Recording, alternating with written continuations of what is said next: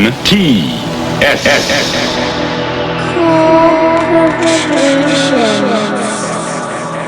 Cool protrusions.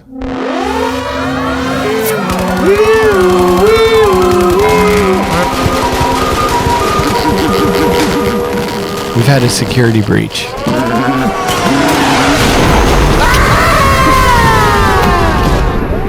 The record's been leaked. The culprit, who's broken through all of our firewalls, is a anarchist.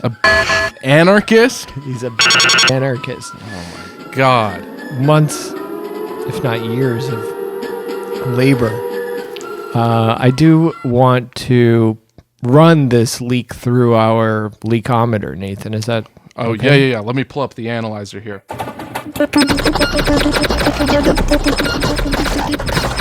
Let's see, what are you seeing here in the readout? Dan, I'm seeing no frequency content above 14 kilohertz. None at all. And yet, the file says 320 kbps. How could that be?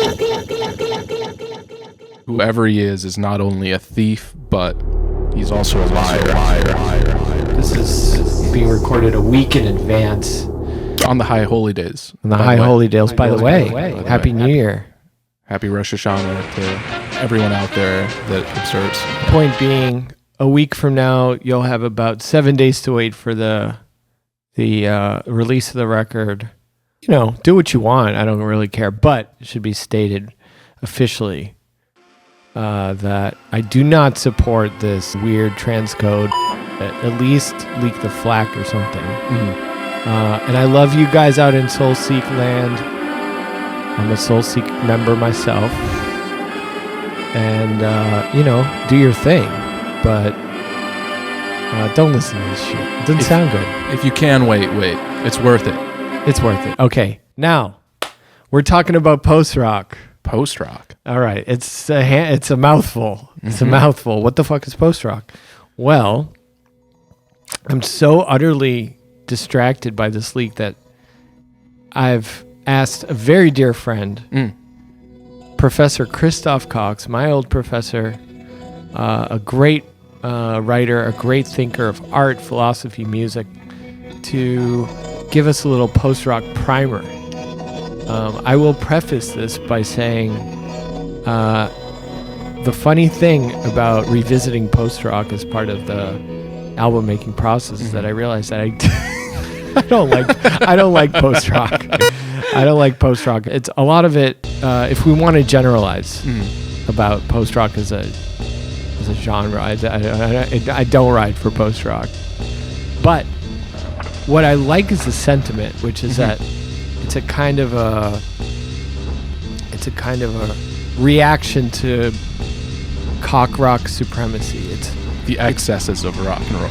Precisely. It's the geek squadification of rock. It's a inward facing, introverted, humble, kind of eclectic approach to a dying art form. And we're humble, eclectic, interesting guys. That's exactly how I would describe us on our worst days, really. You should see us on our good days. We're noble. We're attractive. Sorry, I just had this Perrier. It's the post-rock of water, the sparkling water. Look, there's a lot we could say about post-rock, but we won't bore you. Chrisoph will. We love you, Chrisoph. Thank you for doing this. And we try to honor his sort of vision of post-rock, which is very interesting with some of the selections. Some really deep cuts, some stuff I actually dug up that I didn't even know existed. I really got into bands like Insides. I got into His Name Is Alive. I got into Aerovane, things that I kind of forgot about and then kind of returned to. Bowery Electric I didn't really know. I just remembered them because they had a cool name, but I never really listened to it. It's pretty good. But I like this kind of darker, more subdued side of post-rock that's not exactly in the sort of tortoise world of things, but on top of which we're going to be doing all of our usual shtick. So we're going to be hearing... Sorry. It's just too funny that we're doing a fucking talk show. It's just ridiculous. So we're going to be hearing from a few of our colleagues with their dreams and their memories of music. We're going to be hearing from Caroline Polachek of the band Chairlift. We're going to be hearing from Freeka, who directed the Barely Lit Path video. We are going to continue hearing some of those old answering machine messages I found. From Pam from Video Master. Yeah, that's Pam right. from Video Master is back. And who else do we have? We have Ollie from Squid, one of my favorite bands. Ollie's a good fit for this particular episode of Cool Protrusions. I think there's some kind of post-rock, post-punk. It's a blended kind of post-ishness about Squid. Mm-hmm. But they're a fantastic band out of the UK, that fellow label mate Squid. Ollie's sharing an amazing story. We are hearing from Abel Tesfaye, formerly The Weeknd. Maybe still The Weeknd, who knows? Listen and find out. Look, we're going to check it out. We're going to have a good time. And without further ado, Chrisoph. All right, Dan. Hello, this is Chrisoph, and I am... you asked me to say some things about post-rock, so here it goes. First of all, the term is a bit of a weird one, or it's a one that I never felt exactly comfortable saying. So such and such is a post-rock band. That always felt a little bit odd, seemed a little bit pretentious, and yet I also felt that the term really described something, really actually got at something, and so I kind of wanted to use it, and yet didn't. Both the term and the thoughts about the music emerged in the early mid-90s, and I guess it was at a time when the term post was, I guess, fairly common. Really came with a term like postmodernism that really arrived on the scene maybe a decade or so, a little bit more than a decade earlier. And I guess the notion of post, one of the things that made it seem pretentious is that it seemed to sort of say rock is over, rock is done, it's gone, it's rock was pre, now we're post. The way I thought about it is that the post in post-rock, it didn't mean that rock was over so much as that there was kind of a fundamental modification or mutation. I thought of it almost in kind of Darwinian terms, when something strays far enough when one species or variation or mutation strays far enough from its original species as to become a new species, right? So I do think post-rock was that, it seems to me. And all of this really came about or was really well articulated by Simon Reynolds in a couple articles in the, like 94, 95, I think, in The Wire magazine, British music magazine, and Melody Maker, another British music magazine, and also The Village Voice.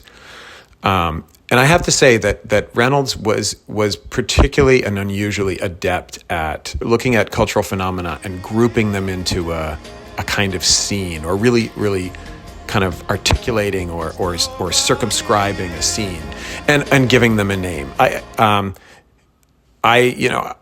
I read this as a reader. I was reading his stuff, and I don't doubt that people in the scenes that he was describing would say like, that guy doesn't know what he's talking about. But anyway, I found it quite compelling, and I feel like he really did manage to gather together cultural phenomena in a really powerful way. And so in these articles for The Wire and Melody Maker, Village Voice, etc., he cited a bunch of bands and musicians he saw coming up or kind of on the scene. For him, they were largely British bands like Maine and Techno Animal, Scorn, Sea Feel. And he saw them as articulating or manifesting a kind of fundamental shift in rock. And he thought it was actually a shift in the culture at large. And, I think he had in mind something like, the kind of shift that happened in consciousness and music and whatever in the 1960s. So he saw it as a fundamental shift away from what he called, or what he thought of as like, the rock song is like identification and catharsis, right? Those things that were like, I listened to this rock song and I like, I'm in it and I'm there to, I'm in this song to make me, feel a kind of catharsis, of kind of rebellion or something like that. And he saw that giving way towards something different. These, what he called like sort of plateau states of bliss, or kind of prolonged free fall, away from that kind of like, this rock song is compelling me toward a kind of cathartic experience. He thought these songs, or these tracks, and that too is interesting, right? The kind of shift in language between a song and a track. But anyway, he thought these tracks were all surface and no depth. It wasn't about the kind of depth of feeling, of soul, of something like that, but toward a kind of surface. As I mentioned a second ago, he thought that these songs abandoned rebellion as a musical or political strategy in favor of different modes of being or consciousness, or a kind of different way of articulating a new utopian experience.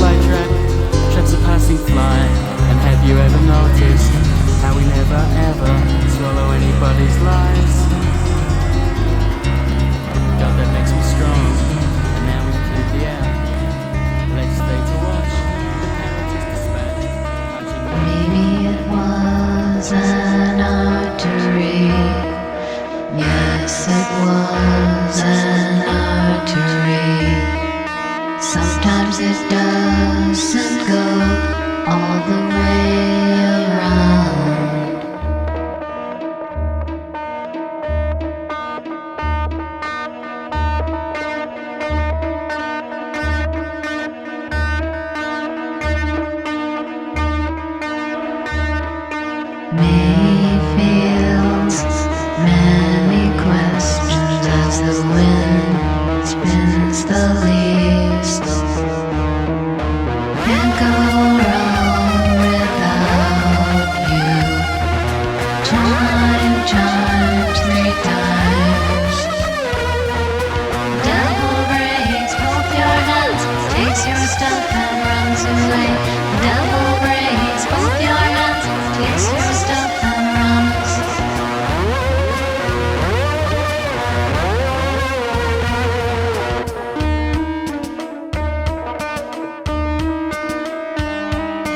My heart has saved you from a beating, sweeter than soon.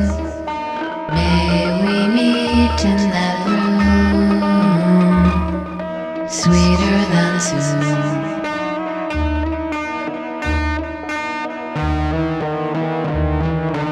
Many fields, many questions as the wind spins the leaves. Can't go wrong without Freaked out customers by gifting them flowers. chime, chimes 3 times. Devil breaks both your hands, takes your stuff and runs away. Devil breaks both your hands, takes your stuff and runs. They're just flowers, bro. I promise you, they're just flowers. What you mean? I'm just saying, the flowers, there's nothing wrong with them. Why you getting so pressed over flowers? He kept giving flowers to customers, but mostly no one appreciated them. I'm not disrespecting you. I'm just saying, this is flowers. I got you. Calm down. I got you. What you so mad about, yo? You need some flowers for me? I'm just feeling good today. I'm giving my customers flowers. Bro, I don't need no flowers, bro.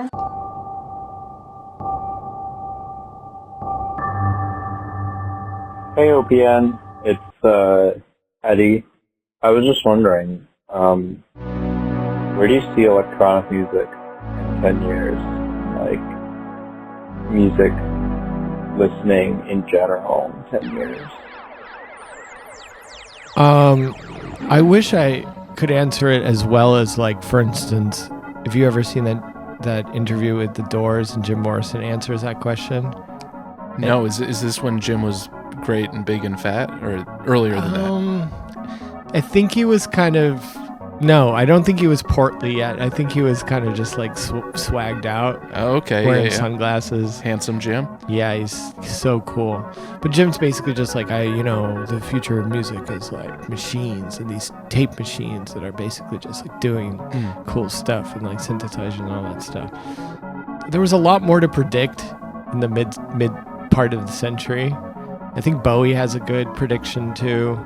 I worry in this kind of Neil Postman kind of amusing ourselves to death way that the future of everything is just like us connected to these virtual, chimera engines where we're just kind of like atrophying in our like lazy boys while dreaming these lovely dreams, and that everything is just kind of like generative, and that like even when I'm using like generative, like a Euclidean sequencer or something in Ableton, I'm like I can feel the like soul coming out of me, just there's something so stupid about them all. Like Genesis P. Orridge once said that all of this technology is going to be met in kind with a return to a kind of a future primitivism, as it were. That's a really hard word to pronounce. So I don't really know. I don't think it's a great answer. I'm also wondering if we're even going to prioritize music. Poetry had its day, literature had its day. There comes a time in the life of a art form where it ceases to have a future. it's done its thing, and it could be that music becomes more integrated and it's more just a kind of a part of the tapestry of an overall kind of expression, and it's not as kind of in and of itself this exciting thing or something, but it's really fun. It's a good question. I'm glad you asked it, and I hope that's somewhat entertaining response. I don't know, but we're all fucked anyway. Okay, bye.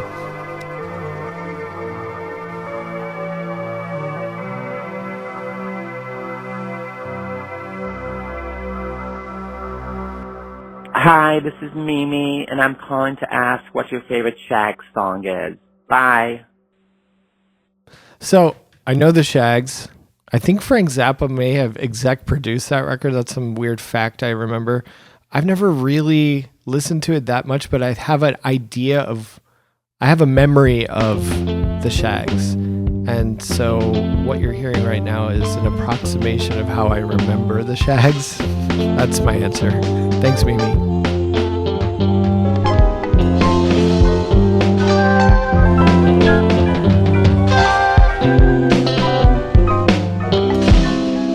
Hey, Daniel. I just wanted to ask you a question. What does it sound like in New York? It's cicada season in Alabama.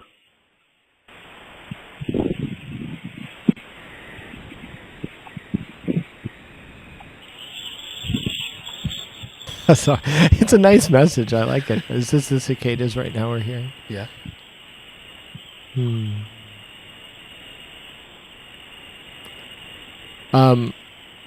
I'm in LA, so I don't know what's going on in New York. Here, it sounds like buzzing mosquitoes. Over there, I'm going to take a stab at it. Should we just try and simulate it for him? Let's do it the Shags way. Yeah. All right. We're excited to announce the opening of over 1 million new stores in the Home Shopping Club is like inside the comfort and convenience of your home. Now you and your whole family can shop and save on quality goods. Tune us in from 9 p.m. around the clock to 3 p.m. daily on WCLQ Channel 61. Shopping Network.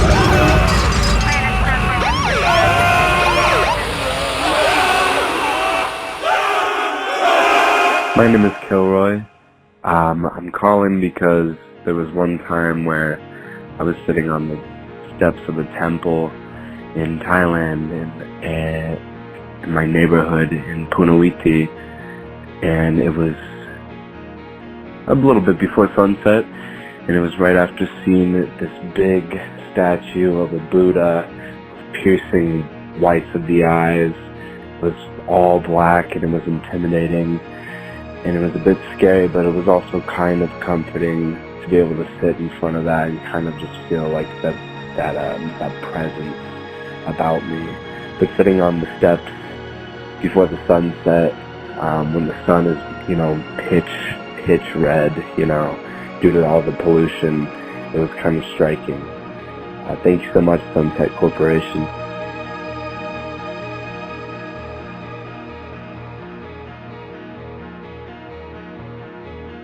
A very special dream message from Abel Tesfaye.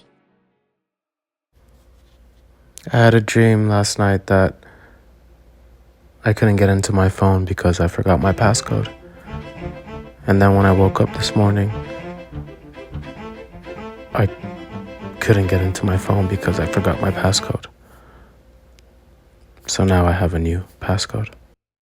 And now, Caroline Polachek shares a dream with us. I'm in some kind of dump with Maya, but it's like a dump where like all the most beautiful kind of trash is taken out and organized by type on these shelves, almost like it's a shop. You can go through and take whatever you want. And we're taking different kinds of thread because they'll be useful. Also, they have these like decorative knives that have things hanging off them. I take one of those.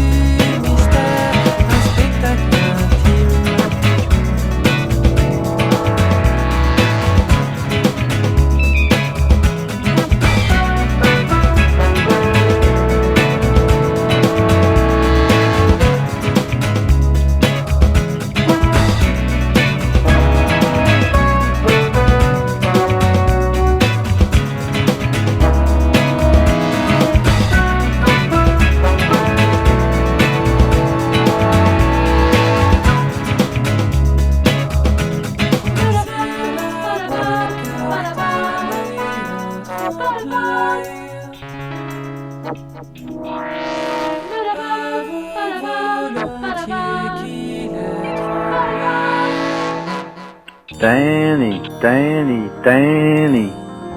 Everybody's talking about Danny, Rolling Danny. Yo man, it's KV from Philly. I'm so stoked for your record, man. Who knows if this hotline is still hot.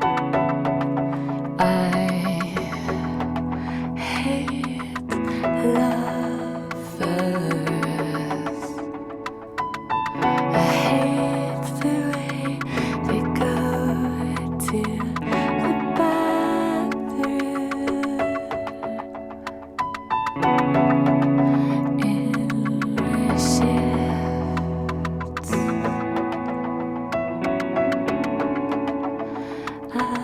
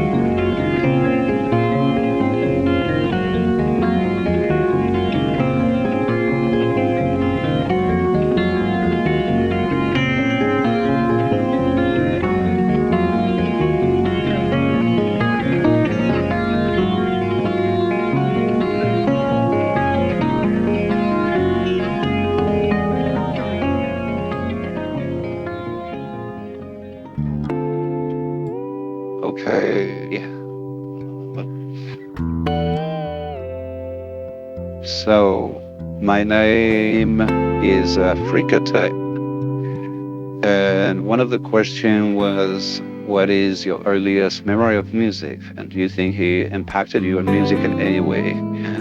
Well, my oldest memory of music is probably when I bought my first album that was Jamiroquai. So, yeah, sure, probably like really impacts the way I'm doing music now. Not sure how, but I'm sure it's true. So I had this weird dream where I was looking at my nails and I could see something was not right with them. Something was really weird. And if I remember, I think I really emptied all my fingers one by one, and I started to snack take it stuck it nej. Nicht tycker det workade närmast men då vad det är now var det kan det bara något klart vi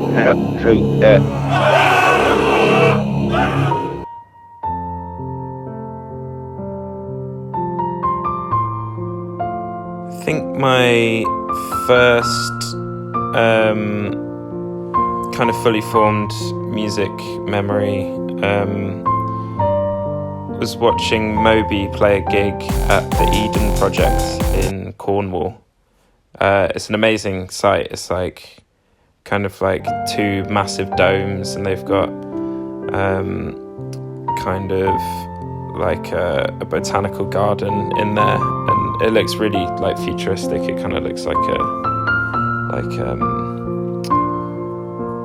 something out of like a kind of sci-fi novel from the 70s or something like that. But yeah, we got tickets because my dad's friend was playing in the Orb and they were supporting Moby, and it was my first ever gig. And I just remember how, like what an insanely unique feeling it was hearing music through a PA, and like particularly the kick drum, and how that kind of rattled my whole body, and it had such a physical effect, which I never really got from listening to music on my own at home, or listening to music in my parents' car or something. So yeah, that was the first time I was really kind of wowed by music. Not because of Moby's music, but more to do with the frequencies of the music that he was playing. I do remember he played that. I remember him playing that song. I think it was when Play came out, when he was kind of riding off that. He played that song that has that vocal sample that goes, "Brr, woman."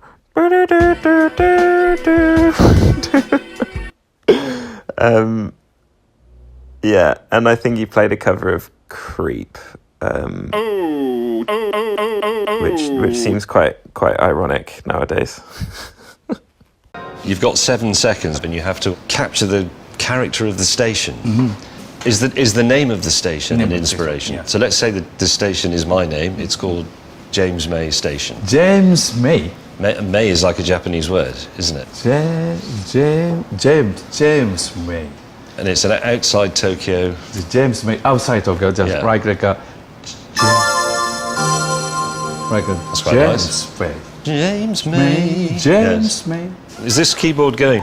Yeah, I was thinking James May sumimasen because I'm. Because it has almost a bow at the end. It needs a little bow because I said that's right. James May. James May.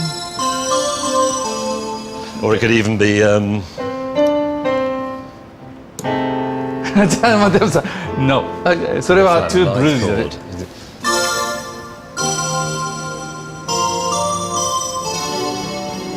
Well, that's nice, yes. This is more sophisticated, I think. It is more sophisticated, yes. It sounds like you, right?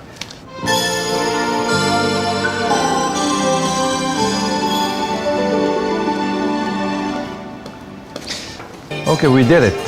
You did it. Pam from Video Master.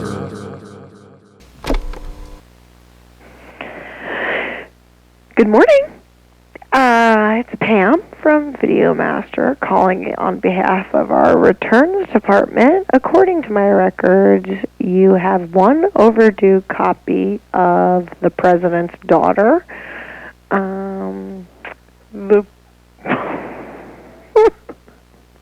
The porn version. And we're going to be needing that copy back, and please sanitize it before you return it. I don't know what you're doing over there with these tapes, but every time you put the tapes in our return slot, they are soaking fucking wet! What are you doing to them? Do you understand that? Every time you return a wet tape, I have to go into the reels with a fucking Q-tip and clean it. And for fucking what? What are you doing watching Barney sing along getting it so fucking wet? What are you doing? Like, I can understand why Interview with the Vampire came back so wet, but like, Jesus Christ, man, Barry Lyndon? A baby dies in Barry Lyndon! And now, more from Dr. Chrisoph Cox, Dean of Eugene Lang College at the New School.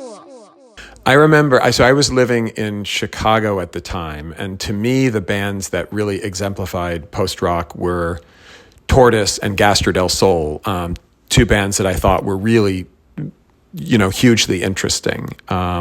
Tortoise, and for me, it was the first record. I think it was self-titled from maybe 1994, and then the record that came after that, Millions Now Living Will Never Die. Really, I still think today are fantastic records.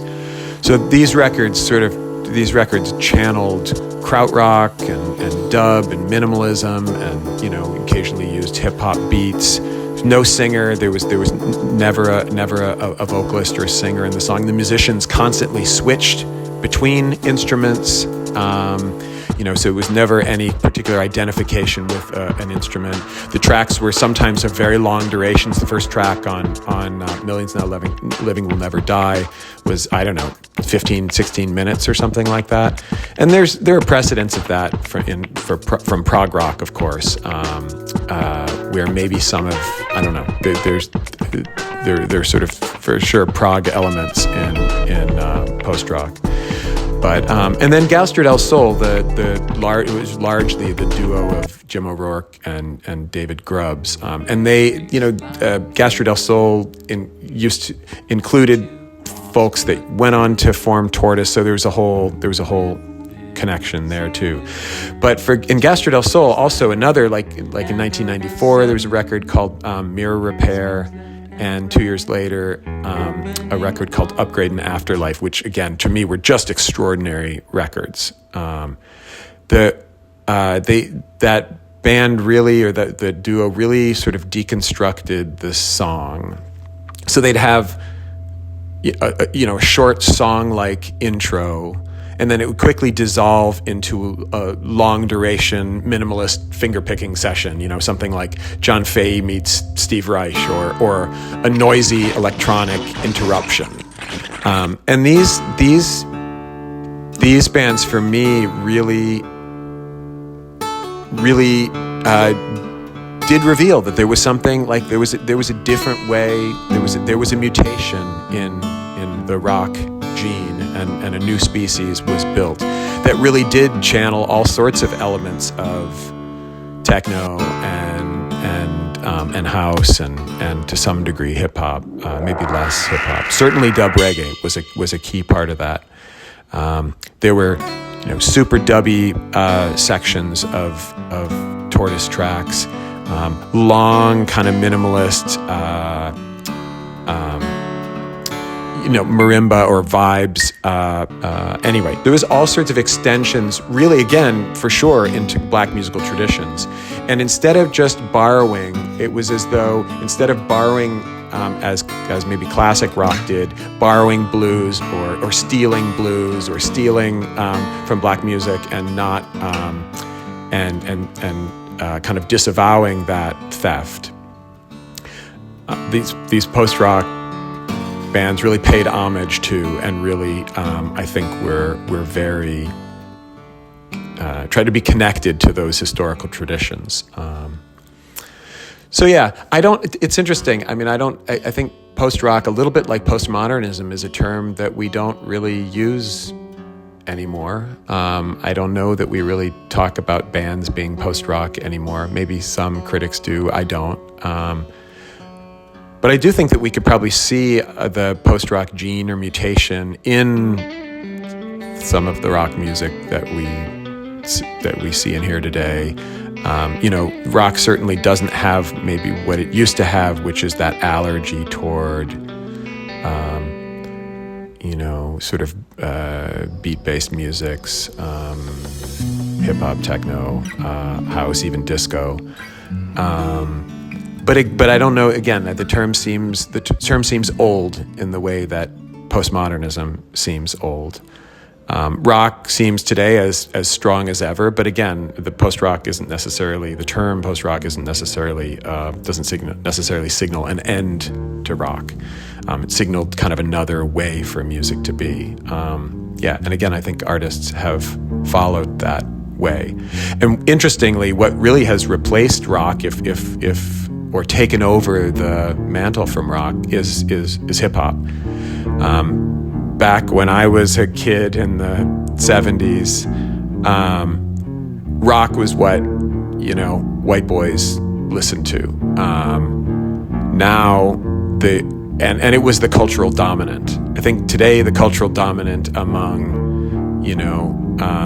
white kids, black kids, brown kids is hip hop. Hip hop is the cultural norm.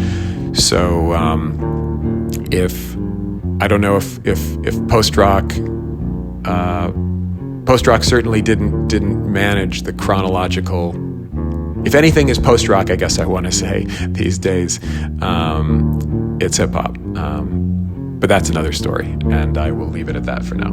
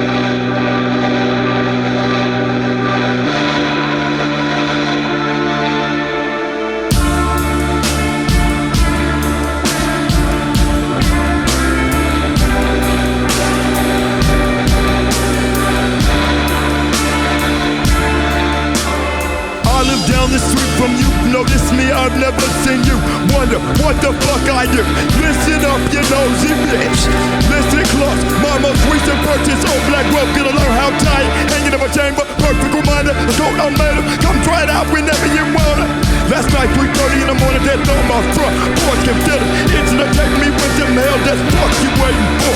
Like a question, no one makes me turns around. It's me as well, and he slurs you at your own discretion. It's been a pleasure. Stop it.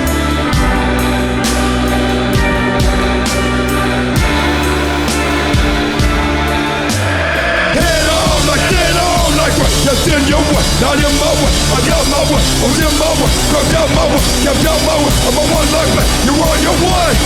Way. Head on like, dead on like right. Just in your way, not in my way. I got my way, I was in my way. Crept out my way, kept out my way. I'm a one like that, you're on your way. Way. Fucking tired of all the perks I've tried. Nothing, everything works for less I'm worth of. Serve my bit of fuck. Luck wasn't what it is. A fuck. Luck was just the phrase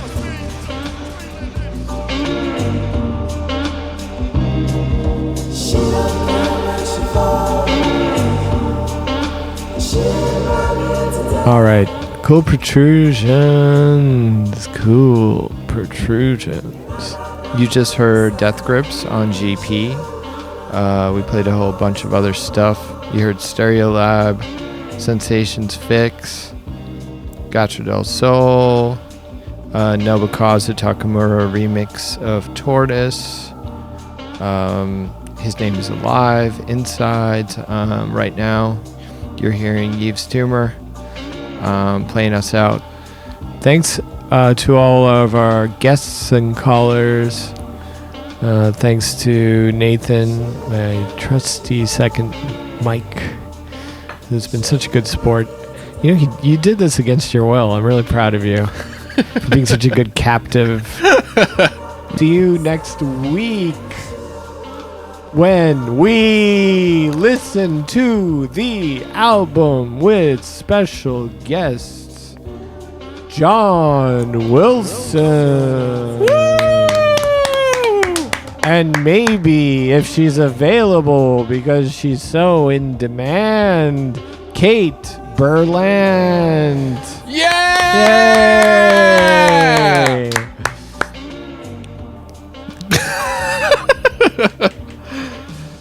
That's it? I think so, yeah. Good afternoon and good night, everybody. See you next time.